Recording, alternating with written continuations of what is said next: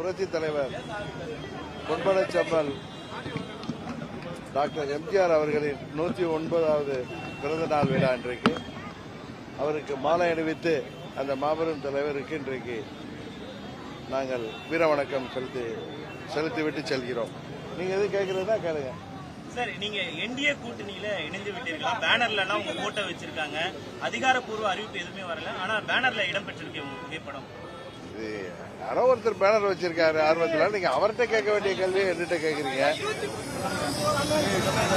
இன்னொன்னு, நீங்களாவே நான் அங்க போனேன், அவரை சந்தித்தேன், இவரை சந்தித்தேன் அப்படின்னா நீங்களாவே தகவல்களை செய்திகளா போட்டுட்டு அதுல டிபேட்லாம் நடத்தி முடிச்சிட்டீங்க. ஒரு வாரம் ஆயுது. திரும்பவும் என்ன புதுசா கேட்க போறீங்கன்னு எனக்கு தெரியல.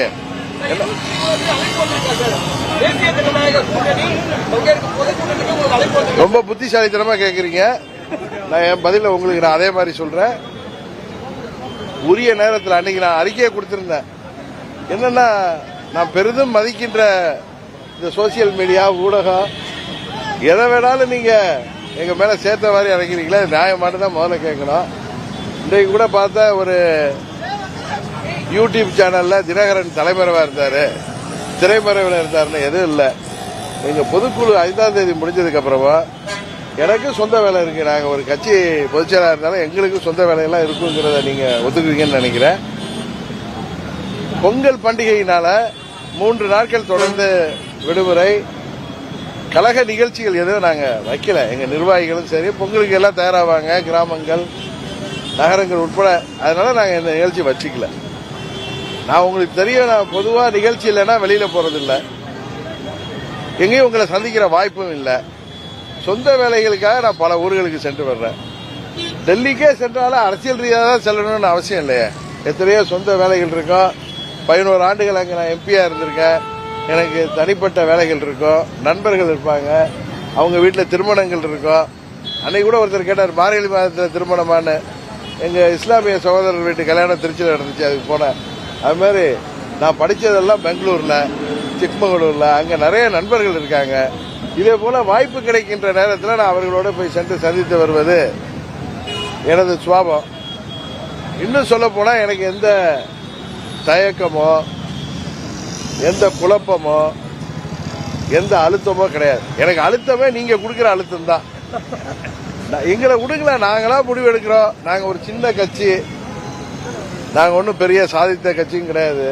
ஏதோ ஒரு ஆர்கே நகர்ல அந்த மக்கள் என்ன ஏதோ வெற்றி பெற வச்சாங்க, அதுக்கப்புறம் எங்களால் வெற்றி பெற முடியவில்லை. இன்னும் சில பேர் சொல்றாங்க நீங்க போராடவே இல்லை, இவங்கெல்லாம் இன்றைக்கு அமைச்சர் பதவி கேட்கிறாங்கன்னு. அவர்கள் பேரறிஞர் அண்ணா அவர்களை குறிப்பிட்டாங்க. பேரறிஞர் அண்ணா அவர்கள் 57ல போட்டியிட்ட போய் சரி, 62ல போட்டியிட்ட போய் சரி, ஹிந்தி போராட்டம் அப்ப வரல. ஹிந்தி போராட்டம் 65ல தான் வந்துச்சு.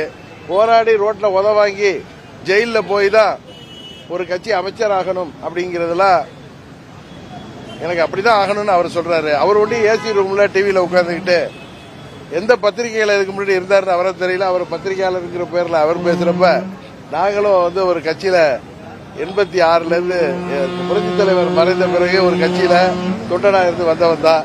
99ல ஒரு மாபெரும் தலைவர் என்ன வேட்பாளர் நிறுத்தி பாராளுமன்றத்துக்கு அனுப்பி வச்சாங்க. 2017க்கு அப்புறம் தான் உங்களுக்கு என்ன தெரியும். 1988ல இருந்து என்ன தெரிந்தவர்கள் நிறைய மூத்த அரசியல் பத்திரிகையாளர்கள் இருக்காங்க. திரு ஷியாம் அவர்களுக்கு என்ன 88ல இருந்தே தெரியும். திரு தினமணி ஆசிரியர் வைத்தியநாதன் அவர்களுக்கு என்ன 88ல இருந்து தெரியும். தினத்தந்தியில் இருக்கிற சுகுமார் அவர்களுக்கு என்ன 88ல இருந்தே தெரியும். ஆனா அன்றைக்கு ஷாம் அவர்கள் அம்மா அவர்களுக்கு எங்களுக்கு எதிராக இருந்து அப்புறம் பிறகு எங்களுக்கு நண்பராக ஆனவர். 88ல அவர் தராசு பத்திரிகையில எங்களுக்கு எதிரான பல தகவல்கள் வந்திருக்கு. அதையெல்லாம் தாண்டி தான் நாங்க அரசியல்ல நிக்கிறோம். எதுக்கு சொல்றேன்னா, எங்களுக்கு அழுத்தமே நீங்க கொடுக்கிறது தான். உரிய நேரத்தில் அம்மா மக்கள் முன்னேற்ற கழகம் எந்த கூட்டணியில் இடம்பெறும் என்பதை உரியவர்கள் அறிவிப்பார்கள். நான் ஒரே ஒரு கோடு கொடுக்கிறேன். இல்ல நான் ஒரே சொல்றேன், இதை காலையே வாங்க மாட்டீங்க. நான் பொதுக்குழுல பேசின ஒன்னு சொன்னேன். நீங்க அதெல்லாம் நீங்களா ஒரு திசைக்கு போறீங்க, உங்க ஆசைப்படுறீங்க. பொதுக்குழுல நான் கிளியரா சொன்னேன், இந்த காலகட்டம் 26 சட்டமன்ற பொதுத் தேர்தல் என்பது உறுதியாக தனிப்பெரும்பான்மையுடன் எந்த கட்சியும் ஆட்சி அமைக்க முடியாது என்கிற நிலை இருப்பதாக நான் நம்புகிறேன். அதனால கூட்டணி ஆட்சி தான் வரும். நாங்கள் இடம்பெறப் போகின்ற கூட்டணி உறுதியாக வெற்றி பெறும். இது நான் ஏதோ அதீத நம்பிக்கையில சொல்றேன். இன்றைக்கு இருக்கிற சூழ்நிலையை பற்றி சொல்றேன். 21 தேர்தலே தெரியும். நாங்கள் கூட்டணிக்கு வர வேண்டும் என்று சில நல்ல உள்ளங்கள் விரும்பினார்கள். அதற்காக அனுபவத்தவர்கள் பேசினார்கள். அன்றைக்கு முடியாமல் போனது. அதனால் அம்மா அவர்களின் ஆட்சி வர முடியாமல் போனது என்பது தெரியும். ஆனால் நாங்கள் எங்க மேல தவறல. நான் கூட தேர்தலில் போட்டியிடவில்லை என்ற ஒரு கருத்தை தான் வெளியிட்டேன். ஆனால் இன்றைக்கும் சில நல்ல உள்ளங்கள் அம்மாவின் ஆட்சி தமிழ்நாட்டில் வர வேண்டும் என்கிற முயற்சியில இருக்கிறார்கள். அவர்களுக்கு ஏன்னா நான் அம்மாவால் அரசியலுக்கு வந்தவன். நான் பலமுறை சொல்லிட்டு வர்றேன். அரசியலுக்காக நான் அம்மாவிடம் வரவில்லை. அம்மா அவர்களால் அரசியலுக்கு வந்தவன். எனக்கு சில மனசாட்சி இருக்கிறது. தனிப்பட்ட விருப்பு வெறுப்பு எல்லாம் தாண்டி எங்க தமிழ்நாட்டு நலன் எங்களுக்கு முக்கியம். யார் ஆட்சிக்கு வர வேண்டும் என்பதில் எங்களுக்கு பங்கு இருப்பதாக நினைக்கிறேன். நாங்க ஒரு சின்ன கட்சி தான். ஆனால் நாங்களும் முடிவெடுக்கக்கூடிய இடத்தில் இருப்பதாக நான் நம்புகிறேன்.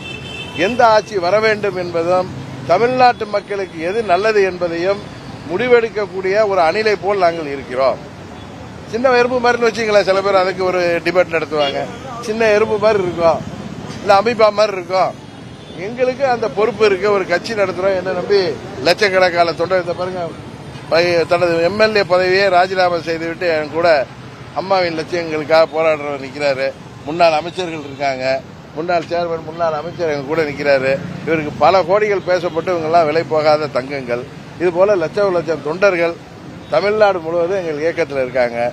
88 மாவட்டங்களாக அதுல அங்கங்க கட்சியை வழிநடத்துபவர்கள்.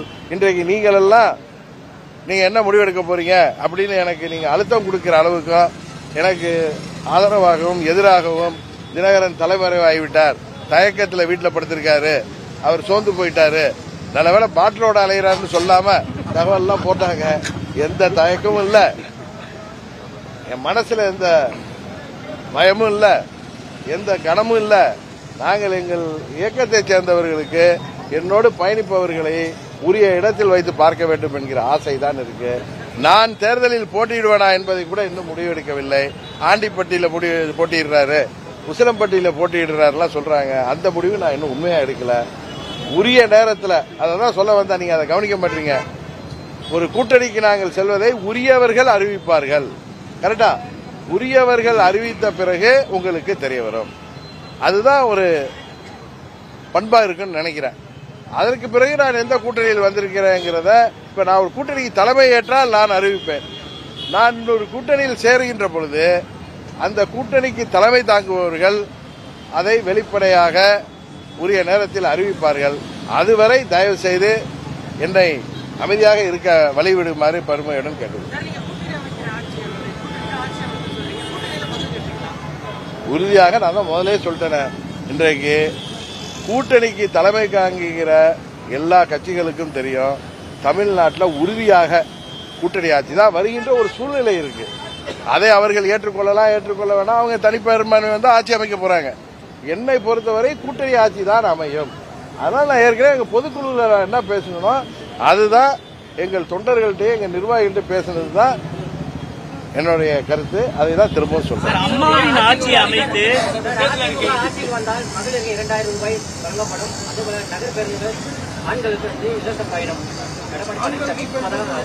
சரி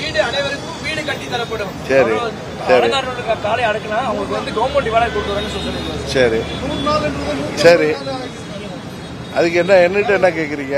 அதுக்கு மக்கள் தானே முடிவு செய்யணும். அது மக்களுக்கான கோரிக்கை தானே.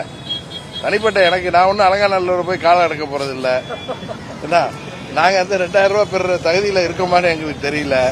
பஸ்ல இலவசமா போற இடத்துல கடவுள் நம்மள வைக்கல. அதனால அந்த வாக்குறுதிகள்லாம் தமிழ்நாட்டு மக்களுக்காக ஒரு கட்சி தலைவர் கொடுத்திருக்காரு.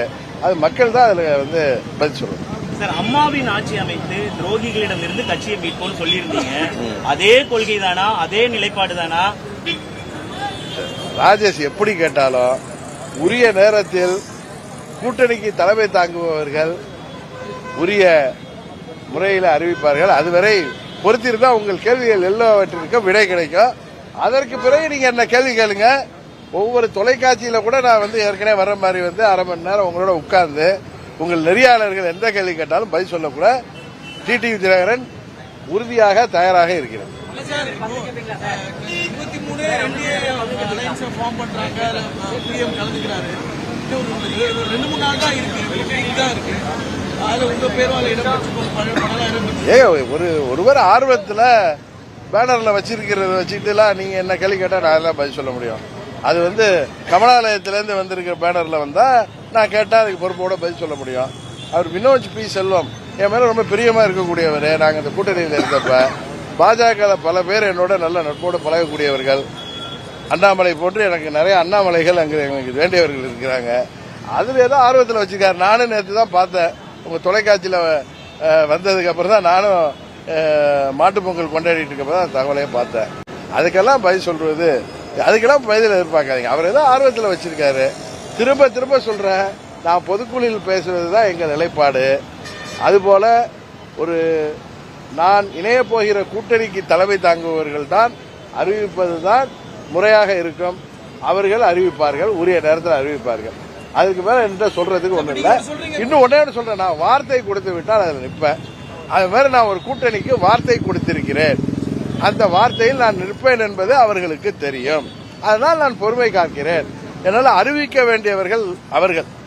நாம் போய் முன்னாடி அதுக்கு முன்னாடி அறிவிச்சா அது மரியாதையாக இருக்காது என்று நினைக்கிறேன். 2026 யாரும் தனி ஏங்க சார், அதான் பொதுக்குழுல சொல்லிட்டாங்க. பொதுக்குழு என்ன பேசிருக்கேன்னு பொதுவெளியில இருக்கு, அதை பாருங்க. 2026 சிங்கிள் மெஜாரிட்டி யாரும் வர முடியாது அப்படின்னு நீங்க ஒரு அசஸ்மெண்ட் சொல்றீங்க. அப்படிதான் இருக்கும். ஆனா ஏடிஎம்கே வந்து சரி, அது திமுக அதான் அதுக்கு பதில் சொல்லிட்டேனா. என்னுடைய கருத்து, என்னுடைய 30 ஆண்டு அரசியல் அனுபவத்தில் நான் சொல்றது. ஆனா ஒவ்வொரு கட்சிக்கு ஒவ்வொரு கூட்டணி தலைமை தாங்குபவர்கள் தனிப்பான்மையோட ஆட்சி அமைப்போங்கிறது அவங்களுடைய கருத்து. அது நடந்தா நாங்க ஒன்றும் கேட்க முடியாது. கூட்டணி ஆட்சி அமையும் என்பது எனது நிலைப்பாடு. ஆனா அப்ப எங்கள் கட்சியை சேர்ந்தவர்கள் சட்டமன்ற உறுப்பினர் இருப்பவர்கள், நான் ஒன்னும் எங்கேயும் அமைச்சராவேன்னு சொல்லவே இல்லை. எங்கள் கட்சியை சேர்ந்தவர்கள் அமைச்சர் ஆவார்கள் தான் சொல்லுங்க. நண்பர் இதுக்கு முன்னாடி வந்தாங்க ஓ பன்னீர்செல்வம், அவரும் இந்த நிலைப்பாடு அறிவிக்கல. அவரையும் நீங்க கடந்த கால பிரஸ் மீட்ல சொல்லியிருக்கீங்க, அவரை நாங்க அப்படி அலோனா விட்டுற மாட்டோம் அப்படின்னு சொன்னீங்க. திருமதி வி கே சசிகலா அவர்களும் தனியா இயக்குறாங்க. இதெல்லாம் எப்படி புரிஞ்சுக்க வேண்டியது சார்? நான் அம்மா மக்கள் முன்னேற்ற கழகத்தை பற்றி மாத்திரம் தான் நான் பேச முடியும். நண்பர் ஓபிஎஸ் பற்றியோ எங்க சித்தியை பற்றியோ நான் கருத்து சொல்வது அது அவர்களுடைய நிலைப்பாடு என்ன என்பதை அவங்க தான் அறிவிப்பாங்க. அதுதான் முறையாக இருக்கும். 2024 இதே மாதிரி தான் சொன்னீங்க, அணிலாக இருப்போம், பிரதமர் மோடி அவர்களே நாங்க பிரதமராக்குவதற்கு அணிலாக இருப்போம்னு சொன்னீங்க. இப்ப 2026லயும் அதே வார்த்தை வருது, நீங்க கொஞ்சம் எறும்புன்னு. இல்ல இல்ல இல்ல, நீங்க தான் எங்களை ஒண்ணுமே இல்ல டிடிவின்னு பேசுற 4 பேர் தான் இருக்கேங்கிறீங்க. டிடிவி சும்மா பம்மாத்து பண்றாருங்கிறீங்க. அவர் ஊடகத்தை வெளிச்சத்தை தேடிட்டு போறாருன்னு சொல்றீங்க. நான் அப்படிலாம் இல்ல. நீங்க ஏதோ என்ன மதிக்கிறப்ப என்ன வந்து கேள்வி கேட்கறீங்க, நான் பதில் சொல்றேன். நான் தான் உங்கள்கிட்ட நான் வந்து ஏன் இப்ப என்ன வந்து இப்படி ப்ரெஷர் பண்றீங்கன்னு தானே கேட்கிறேன். ஏன் என்ன தலைமறைவா இருக்கேன்னு எழுதுறீங்க? நான் தலைமறைவா இல்ல, எனக்கும் குடும்ப குட்டிலாம் இருக்கு. ராஜேஷ் கூட வந்திருக்காப்புல, என் ஃபார்ம் எங்க இருக்குன்னு. அங்க காட்டுக்குள்ளார நான் இருக்கேன். அங்க இருந்து நான் எங்க வைஃபை இல்லைன்னா எனக்கு போன் கூட எடுக்காது. அது மாதிரி இடத்துல போய் நான் போய் 4-5 நாள் இருக்க வாய்ப்பு கிடைக்கிறப்ப இருக்க உடனே தலைமறைவு, உடனே அவர் திரைமறைவு, அதெல்லாம் எந்த மறைவும் இல்லை. நான் எந்த வழக்குகளையும் டைரக்டா போய் சந்திக்கிறவன். அதனால எந்த பயமும் இல்லை, எந்த அழுத்தமும் எனக்கு இல்லை. நீங்க கொடுக்கிற அழுத்தம் தான், அதை உரியவர்கள் தான் அறிவிப்பாங்க. அவர்கள் அறிவிக்க வரை நீங்களும் நானும் காத்திருப்போம்.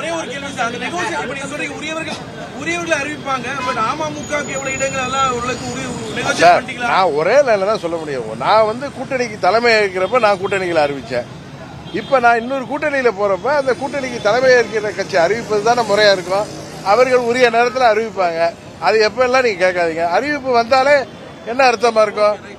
வந்து எல்லாம் முடிந்த பிறகு தானே அறிவிப்பு வரும். இல்ல அறிவிப்பு வந்த பிறகு முடிவுக்கு வரலாம். எல்லாமே ஒரு ட்ரஸ்ட்ல வர்றது தானேங்க, நம்பிக்கையில வர்றது தானே கூட்டணி. அது மாதிரி எங்க ஆட்சி அமைங்கிறது எங்களோட நம்பிக்கை. அதை மக்கள் வந்து மெய்ப்பிப்பார்கள்ங்கிற நம்பிக்கை. எந்த ஆட்சி வர வேண்டும், தமிழ்நாட்டிற்கு எது நல்லது என்பதை தீர்மானிக்கின்ற ஒரு புள்ளியில நாங்களும் ஒரு அமீபா மாதிரி இருக்கோம். அதனால நாங்க அதை சரியா செய்வோம்னு சொல்றேன். அவ்வளவுதான். அது அவர் சொன்னதுக்கெல்லாம் நான் பதில் சொல்ல முடியாது. நீங்க எதை வேணாலும் கேட்டு போட்டு வாங்க பாக்குறீங்க. அவரெல்லாம் அப்படிலாம் ஒண்ணு சொன்னதா எனக்கு தெரியல. எங்க சொன்னதை என்கிட்ட காமிங்க, நான் சொல்றேன். சார் இப்போ விஜய்க்கு வந்து சிபிஐ விசாரணை எங்க கட்சி வரும்னு சொன்னாரா? ஒரு கட்சியில அவர் எந்த கட்சியை மீன் பண்ணாரு நீங்க அவர்கிட்ட தானே கேட்கிறோம். விஜய்க்கு வந்து இப்ப சிபிஐ விசாரணை ஜனநாயகம் படத்துக்கு சென்சார் டிக்கெட் கிடைப்பது சிக்கல்ல இருக்கு. பாஜக ஒரு அழுத்தம் கொடுக்குதா சார் என்டிஏ கூட்டணிக்கு வர்றதுக்கு? இதை நீங்க எப்படி பாக்குறீங்க சார்? விஜய்க்கு ஒரு அழுத்தம் இருக்குது. ஏன்னா ஆரம்ப காலகட்டத்தில் உங்களுக்கும் ஒரு அழுத்தம் இருந்தது. இல்ல எனக்கு நீங்க தான் அழுத்தம் இருந்துச்சுங்கிறீங்க. நான் அன்றையில இருந்து நீங்க பாருங்க, எனக்கு வந்து நீங்க சொல்ற மாதிரி அவங்க அழுத்தம் கொடுத்தாங்களான்னு தெரியல.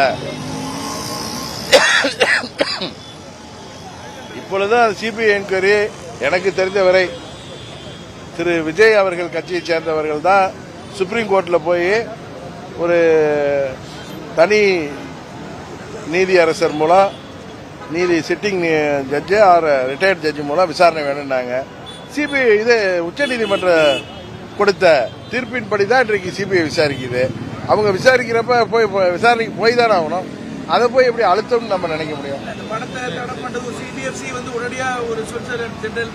எனக்கு தெரியல. இப்பதான் அது நீதிமன்றம் தானே தடை செஞ்சிருக்கு, நீதி அரசர்கள் தானே தடை செஞ்சிருக்காங்க.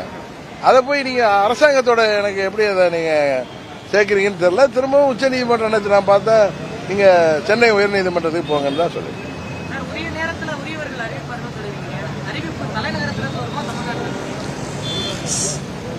எங்க மன்னார்குடியிலிருந்து கூட வருங்க. வேற ஊரை சொன்னா இவர் அந்த ஊரை மட்டமா சொல்லிட்டாரு, என் ஊரே சொல்லிக்கிறேன். கூட்டணியோ அல்ல தேர்தல் இப்போ சொல்லிடுவீங்க. ஆனா 26ல நீங்க இவ்வளவு இல்ல, நான் ஒண்ணு இல்ல, நான் சரியா தான் இருக்கேன். நான் முறைப்படி அறிவிப்பு வரணும்னு சொல்றேன். அதை போய் நீங்க நான் ஓப்பனா தான் இருக்கேன், இன்னும் முடிவு எடுக்கலன்னு சொன்னேன், இப்ப முடிவை நோக்கி நெருங்கி விட்டேன்னு சொல்றேன். அதானே சொல்றேன். அதனால அறிவிப்பு வரும்னு தான் சொல்றேன். நான் ஒன்னும் உங்கள்கிட்ட எதுவுமே பொய்யா சொல்லலையே.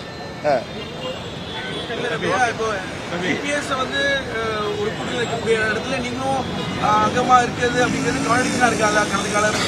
சார் நீங்க இதை உரியவர்கள் அறிவித்த பிறகு நான் உங்கள்கிட்ட நேரா வர்றேன்னா ஒன்னு அலுவலகத்துக்கு வாங்க, எத்தனை கேள்வி கிளைகள் தூங்க பதில் சொல்றேன். உங்க தொலைக்காட்சிகள் என்ன கூப்பிட்டுட்டே இருப்பாங்க. என் நண்பர் சாணக்கியா என்ன கூப்பிடுவாரு, என் நண்பர் பாண்டே மேல ரொம்ப வருத்தமா இருக்காரு நான் இன்டர்வியூ கொடுக்கலன்னு. அவருக்கு எல்லாம் இதெல்லாம் முடிஞ்சதுக்கு அப்புறம் கொடுக்கலான் இருக்கேன். அது மாதிரி என்ன கேட்டிருந்த அத்தனை தொலைக்காட்சிகளுக்கு நான் பேட்டி கொடுப்பேன்.